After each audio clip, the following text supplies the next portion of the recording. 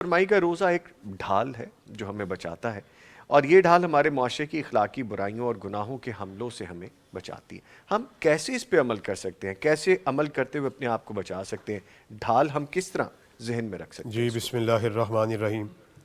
سیدنا ابو ہریرہ رضی اللہ تعالیٰ عنہ اس حدیث کو روایت کرتے ہیں کہ آقائے کائنات حضرت محمد رسول اللہ صلی اللہ علیہ وسلم کا ارشاد علی ہے جی کہ روزہ ایک ڈھال ہے۔ جی یعنی ڈھال سے تشبیہ دی گئی روزے کو کہ جس طرح ڈھال دشمن کے حملے، دشمن کے وار سے انسان کو بچاتی ہے، سیم اسی طرح جو روزہ ہے وہ شیطان کے حملے سے، جب وہ انسان کو اللہ رب العزت کی نافرمانی پہ اکساتا ہے، اس سے بچانے کے لیے روزہ جو ہے سیم اسی طرح جس طرح جنگ میں دشمن کے وار سے بچانے کے لیے ڈھال ہے، روزہ اسی طرح شیطان کے حملے کے لیے مسلمان کے لیے ایک ڈھال ہے۔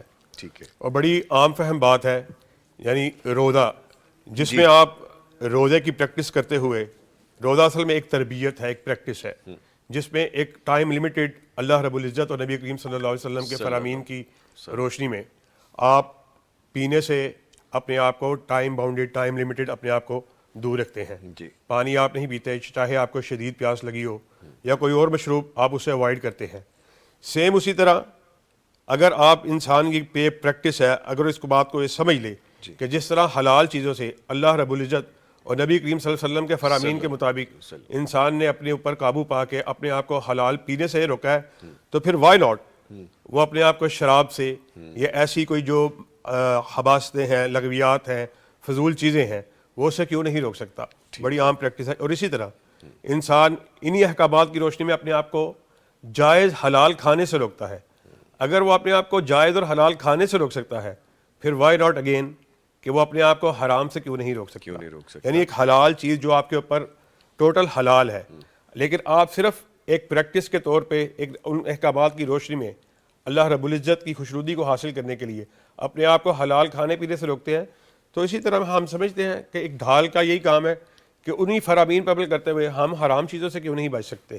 اسی طرح آپ اپنی جائز خواہشات کو پورا کرنے کے لیے آپ کو اللہ رب العزت نے اس کے اسباب آپ کو مہیا کیے ہیں، آپ ان جائز خواہشات کو بھی ترک کر کے اپنی شریک حیات سے دور رہتے ہیں، پھر کیوں آپ حرام کردہ یا بدکاری یا اس طرح کی دوسری لغویات یا حرام کاری سے اپنے آپ کو نہیں بچا سکتے؟ ہم یہ بات سمجھتے ہیں کہ دنیا میں شیطان کے احکامات یا اس کی سرگوشیوں سے بچنے کے لیے اور آخرت میں جہنم کے عذاب سے بچنے کے لیے روزہ جو ہے بلا شبہ ایک ڈھال ہے۔ اور اصل ٹارگٹ بھی بات سمجھنی چاہیے، یہ آخرت کی جو ہے وہ اس کا انجام اصل ٹارگٹ ہے۔ فَمَنْ زُحْزِحَ عَنِ النَّارِ وَأُدْخِلَ الْجَنَّةَ فَقَدْ فَازَ، بچا وہ جو آگ سے بچ گیا اور جنت میں داخل ہو گیا۔